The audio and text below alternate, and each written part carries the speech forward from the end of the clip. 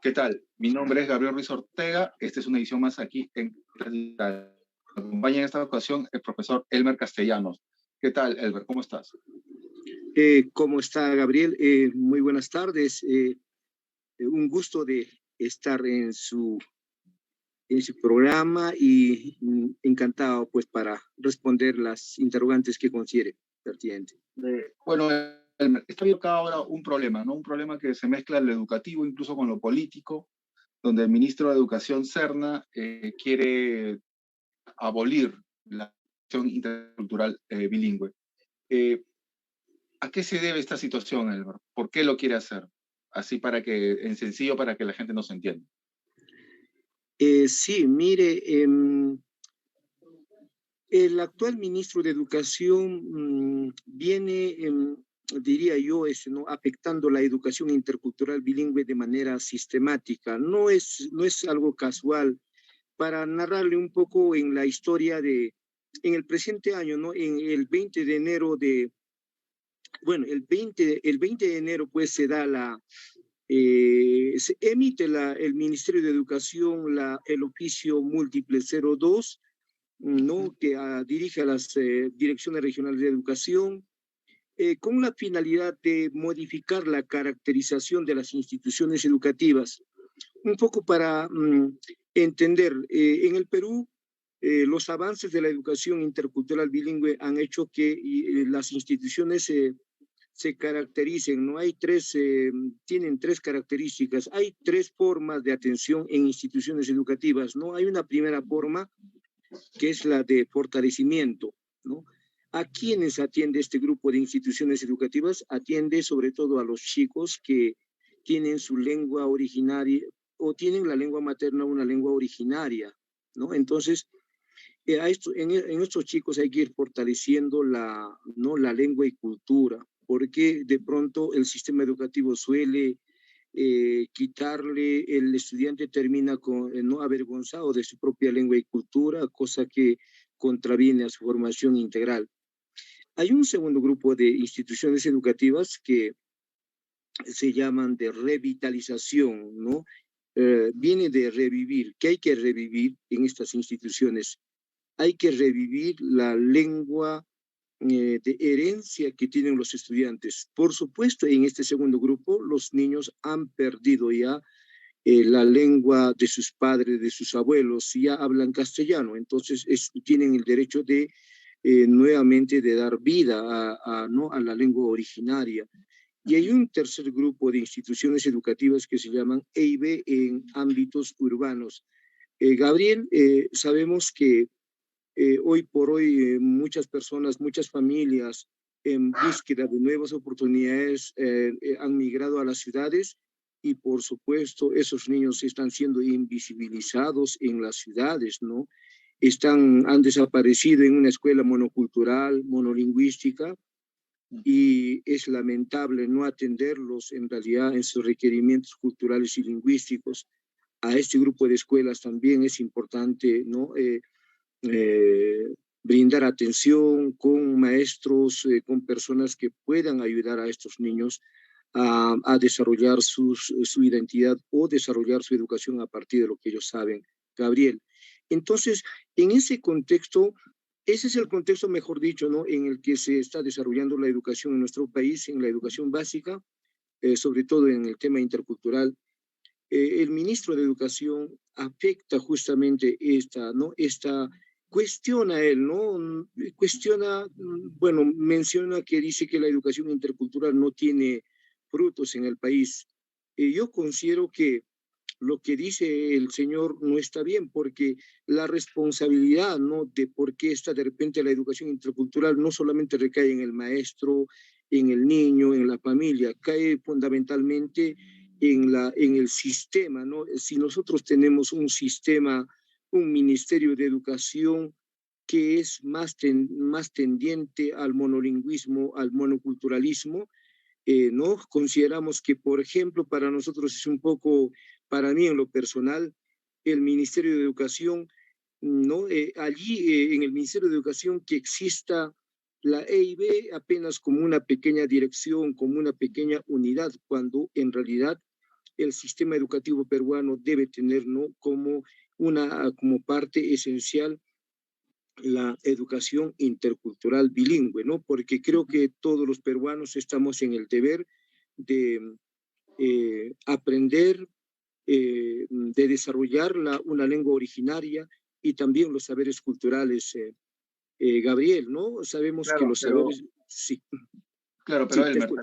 también es bien paradójico también lo que cuentas, porque se supone que este es un gobierno, digamos, que apuesta por el pueblo, ¿no? O al menos ese es el discurso que, digamos, vende y transmite, y en coherencia a ese discurso, digamos, las instituciones del Estado, digamos, deberían precisamente cuidar elementos representativos, digamos, de la cultura peruana, y uno de los elementos que preserva, enriquece estos elementos es precisamente los programas E y B, en ese sentido, ¿no? De la educación intercultural bilingüe. Efectivamente, la educación intercultural bilingüe genera en la persona que lo aprende un espíritu de pertenencia, un orgullo también, ¿no?, del lugar de procedencia y la riqueza cultural que tiene en ese sentido. ¿Tú crees que detrás de todo este tipo de, de actitudes, ¿no?, que parten, digamos, para mí, de una ignorancia, pero sobre todo de un tremendo prejuicio, la verdad, y que ese prejuicio parta del mismo ministro de Educación, como que hay que poner, digamos, las cosas en frío, ¿no? Eh, Elmer, ¿cuáles son las medidas que ustedes están tomando para evitar que esto suceda? Gabriel, antes para, bueno, en realidad puntualizar, el ministro representa, no es el primer profesor, la primera persona que debe defender los derechos de nuestros niños y niñas y jóvenes en nuestro país. Y es lamentable en sí una primera persona que escuche tal vez en este caso la demanda de los profesores. Es cierto, el profesor tiene demanda, ¿no? Pero nosotros sabemos que los derechos se trabajan en función a los requerimientos de a quienes nosotros atendemos. ¿A quienes atendemos nosotros? Atendemos a los niños, niñas y adolescentes en nuestro país, ¿no? Ellos son el centro, ellos son en realidad a quienes nosotros brindamos el servicio y poseen el derecho, ¿no? Y no es el trabajador, ¿no? Nosotros como trabajadores sí tenemos que adaptarnos, adecuarnos a las condiciones de quienes servimos. Entonces, por ahí el ministro está haciendo una, digamos, una inadecuada, digamos, acción y contraviene a los derechos de los niños y niñas y jóvenes de los pueblos indígenas, ¿no? Afectando su derecho a la educación, a la cultura, a la lengua. Ahora nosotros, bueno, en realidad ya a través de una organización mayor, estamos organizados ya como colectivo de los pueblos originarios del Perú, Gabriel, ¿no? Integramos los pueblos amazónicos, tenemos en la Amazonía diversas lenguas y culturas, está representada por AIESEP. También tenemos nuestros hermanos los jacarus. Jacaru es otra familia cultural que está en las serranías en Yauyos, en Lima provincias. Asimismo también el cauqui también es otra lengua y cultura que supervive. Tenemos también a nuestros hermanos aymaras que están en torno al lago Titicaca, que comparten también sus referentes culturales con los países de Chile como de Bolivia. Y por supuesto estamos los quechuas, ¿no? ¿Y quiénes somos los que? Los quechuas somos una gran familia de la que soy parte. Tenemos el quechua amazónico, el quechua norteño, el quechua central y el quechua sureño. Yo soy sureño, nosotros hablamos en la parte sur, ¿no? En las regiones desde Huancavelica hacia hasta Puno, otra variedad. Entonces somos una gran familia. Todos hemos constituido el colectivo de los pueblos originarios del Perú. En ese marco tenemos ¿no? Los siguientes pedidos en sí, ¿no? En primer lugar, nosotros pedimos la derogatoria inmediata de estas normas, ¿no? Hay dos normas, sobre todo después del oficio que te referí. Hablamos de dos resoluciones viceministeriales, la 118 y la 121, dados en el mes de septiembre, ¿no? En el que, ¿no? En realidad su esencia es que no exigen a los maestros postulantes a la a la dirección de las instituciones educativas en calidad, ya sea de designados, que lo hacen por 4 años por concurso, y también para los docentes que se encargan anualmente.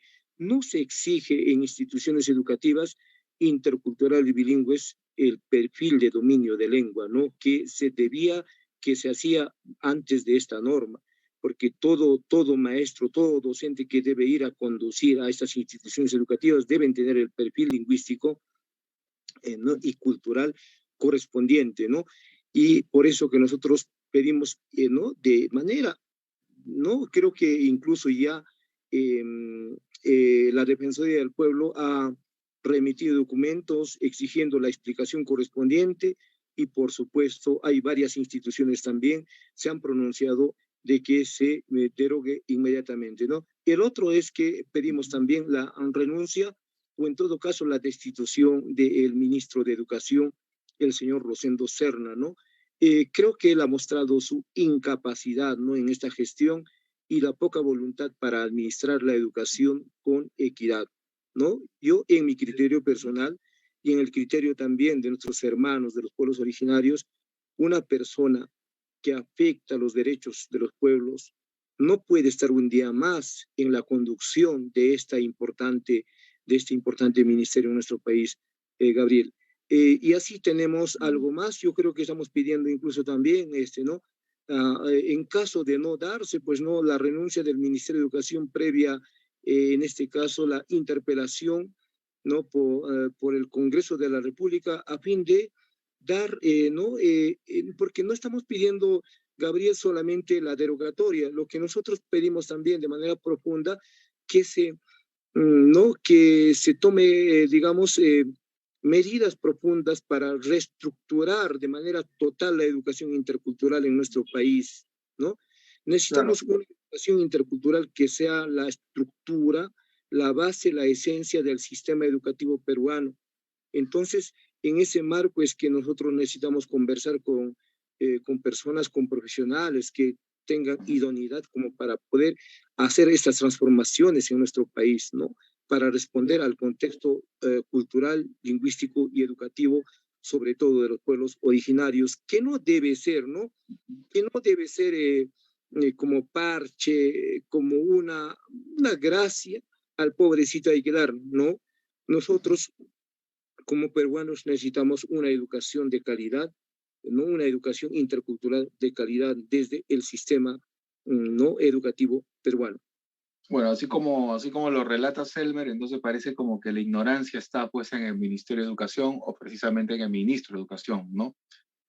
¿Cuál es la, digamos, cuál es la narrativa que tiene el ministro Serna o el Ministerio de Educación en cuanto ya debilitar, digamos, el EIB, o sea, la educación intercultural bilingüe, y qué poner en su lugar? O simplemente sacarla nada más. ¿Qué es lo que están No, proponiendo? yo creo que no se trata de que el señor se vaya y continuemos, no. Nosotros estamos pidiendo, reitero, ¿no? La reforma profunda del sistema educativo, la reforma profunda de la educación intercultural bilingüe, ¿no? Por ejemplo, te menciono, Gabriel, ¿no? ¿Cómo está? Bueno, en realidad hace una semana atrás el Ministerio de Educación frente a pronunciamientos ha emitido un comunicado en el que dice, no, frente a las críticas, yo manifiesto, ¿no? Esa es una burla, ¿no? Nosotros no hemos hecho críticas, nosotros hemos hecho pedidos y frente a ello ha emitido un pronunciamiento que no se ajusta a la verdad, ¿no? No se ha pronunciado, no se ha pronunciado respecto a la derogatoria de estas leyes. El señor continúa en estos momentos en el cargo, continúan las normas, a pesar de que ya antes he mencionado, ¿no? La Defensoría del Pueblo se ha expresado. También sabemos que la Defensoría del Pueblo tiene, pues, no como prerrogativa de pedirlas, exigir el cumplimiento de las normas, ¿no? Lo que me estaba olvidando un poco antes para el señor, en realidad, no solo ha afectado esas normas, en realidad ha afectado la propia Constitución Política. El artículo 2 de la Constitución Política, Gabriel, habla de que las personas tenemos derecho, ¿no? A derecho a la lengua y cultura y a la parte étnica también. Entonces, es un derecho fundamental que tiene todo peruano, que tenemos todos los peruanos, en este caso quienes provenimos de los pueblos indígenas. Entonces, prácticamente esta norma, la norma máxima que tiene nuestro país, también ha sido violentada, y también la Ley General de Educación, ¿no? La Ley General de Educación tiene varios principios. Sabe usted, ¿no? Que los principios incluso son generadoras de derechos, ¿no? Entonces, hay un principio de interculturalidad, ¿no? Que dice que es importante considerar que, ¿no? La diversidad como riqueza y no como una situación de atraso como es el que tiene ¿no? la idea del señor ministro, ¿no? Yo creo que por las acciones que ha tomado el señor tiene una concepción equivocada de nuestra diversidad.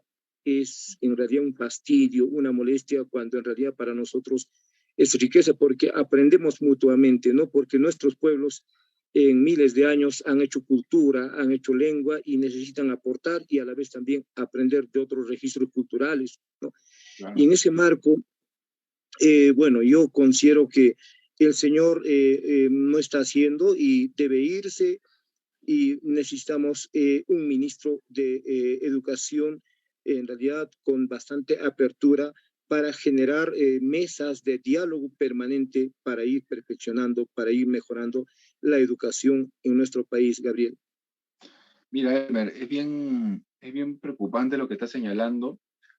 En Careta vamos a estar siguiendo de cerca este caso, ¿ok? Porque obviamente, como tú bien has dicho, la educación intercultural bilingüe rescata y preserva, digamos, la riqueza, digamos, nuestra, pero también, o sea, es una riqueza que podría ser incluso hasta material, ¿no? Porque se podrían generar polos de desarrollo, ¿no? Porque hay todo un mundo interesado en qué es lo que hay detrás de Perú, ¿no? O sea, ese Perú milenario, ese Perú histórico, ¿no?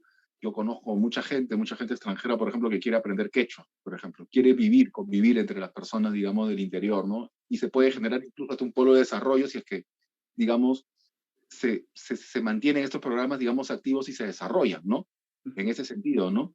Elmer, gracias por tu tiempo. Unas últimas palabras, por favor, para nuestros seguidores en cuanto a por qué seguir teniendo, digamos, o sea, por qué es importante, en este caso para ti, Elmer, la educación bilingüe o preservar, digamos, la riqueza, digamos, de nuestra tradición, ¿no? O sea, porque creo que de alguna otra manera en todos los hogares peruanos tenemos un lazo evidente, ¿no? Con ese Perú profundo, y también es un lazo evidente que se hace claro mediante el lenguaje, ¿no? O sea, mediante la riqueza de ciertos giros verbales, ¿no? Que se cuelan en las familias, ¿no? Incluso uno los tiene así como un eco. ¿Por qué es importante preservar esta riqueza, Elman?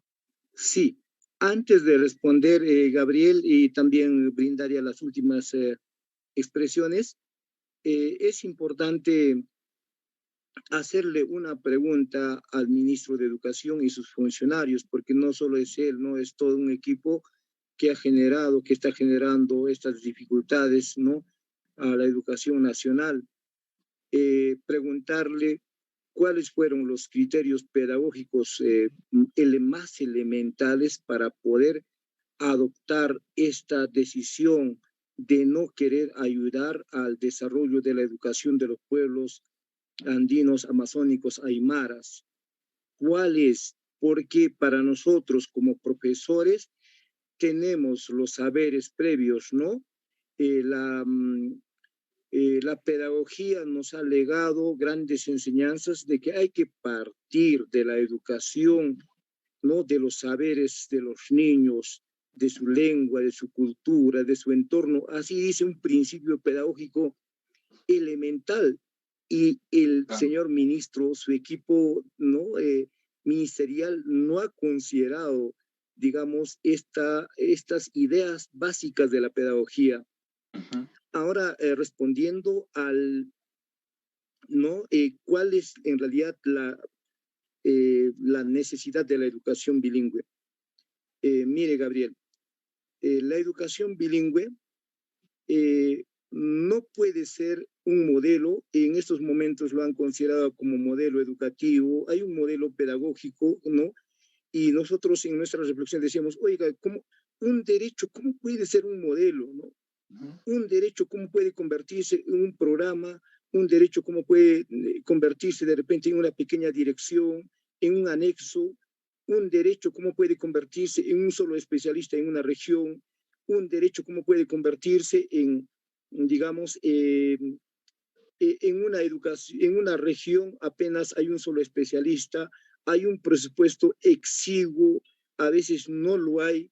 Entonces, ¿cómo puede convertirse un derecho así en situaciones muy, muy lamentables? No puede ser. Nosotros necesitamos el derecho de que nuestros estudiantes aprendan a partir de su lengua y cultura. Digo profundamente esto porque hoy el currículo nacional busca entre los 11 aprendizajes, hay uno que dice que los estudiantes deben aprender la lengua originaria, el castellano y el inglés. O sea, debe ser un estudiante rico en registro lingüístico, así abierto, ¿no? Y que tenga conocimiento pleno y que no tenga vergüenza, ¿no? De su lengua, porque es lamentable que hoy la escuela peruana, digo esto de manera subrayada, en voz alta, ¿cómo es posible que la escuela peruana hoy nos enseña a tener vergüenza? O sea, ¿qué escuela es esa que te enseña a hacer vergüenza de ti mismo, de tu cultura, de tu lengua, de tus ancestros? O sea, ¿cómo puede ser una escuela cuando en realidad la escuela debe enseñarme a tener, como has dicho, tener orgullo, tener sentimiento, no avergonzarme de lo que soy, desarrollar la lengua de mis abuelos, desarrollar la cultura, porque hoy las culturas ancestrales tienen grandes enseñanzas, Gabriel.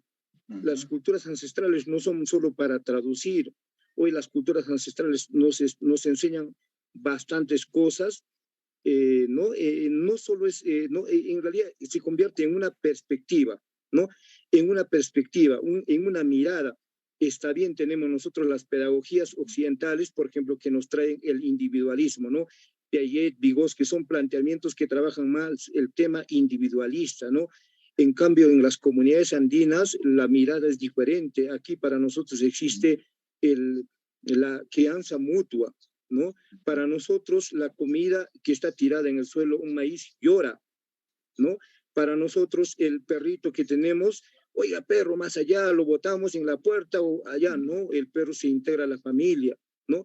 Un bien adquirido forma parte, una alpaquita, una oveja que nosotros criamos, se convierte en parte de nosotros. Incluso el zorro, que puede ser vista desde una perspectiva, un animal nocivo que hay que exterminar con veneno y otras cosas, es un animalito hijo de los cerros y comparte con nosotros. Entonces, estamos en una mutua crianza entre personas con los seres de la naturaleza en forma mutua, animales a animales también. Entonces, esta es una mirada profunda que hay que desarrollar, es una gran perspectiva que nosotros queremos que se desarrolle como competencia, como capacidades en nuestros estudiantes, aparte de enriquecer también las lenguas y culturas. Y de hecho, sobre la base de esto, la educación intercultural que queremos nos debe permitir también ir dialogando con otros saberes, con otras perspectivas. Dialogando, digo, en el marco de la horizontalidad, no queremos nosotros desaparecer. Nosotros no queremos desaparecer, nosotros queremos existir y queremos formar parte de la esencia de la educación en nuestro país, Gabriel. Muchas gracias, Elmer. Te aseguro de que Caretas va a estar muy atento a esta problemática. Y bueno, mi nombre es Gabriel Ruiz Ortega. Esta ha sido una edición más aquí en Caretas Digital. Ha estado con nosotros el profesor Elmer Castellanos. Hasta la próxima edición. Muchas gracias, Elmer. Muchas gracias, Gabriel. Hasta pronto. Hasta pronto, Elmer.